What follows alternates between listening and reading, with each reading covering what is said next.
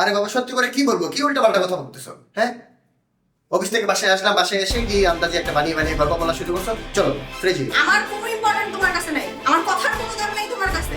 ও হ্যাঁ, দাম থাকবে কিভাবে, এখন তো তোমার নতুন প্রেমিকা হয়েছে না, এর জন্য তুমি অফিস থেকে বাসায় ফেরো লেটে, শুক্রবার ছুটির দিনেও তুমি বাসায় থাকো না, আমাকে কোথাও ঘুরতে নিয়ে যাও না, আমাকে সময় দাও না, সবকিছু এখন তোমার ওই প্রেমিকার জন্য, তাই না? ও ফাইন, ঠিক আছে, আমি তোমার সংসার করবো না, আমি তোমাকে ডিভোর্স দিব। কি উল্টা পাল্টা কথা বলতেছো? হ্যাঁ, এই কথা ঠিকভাবে বলো, মাথা ঠান্ডা করো। আমি কোনো উল্টাপাল্টা কথা বলতেছি না, এটাই আমার লাস্ট ডিসিশন।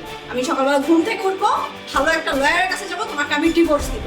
আর আজকে রাতে তুমি এই রুমে ঢুকবা না, আমি এই রুমে একাই থাকবো, তুমি বাইরে থাকবা। আমি সকালবেলা ঘুম থেকে উঠে বাসা থেকে চলে যাবো।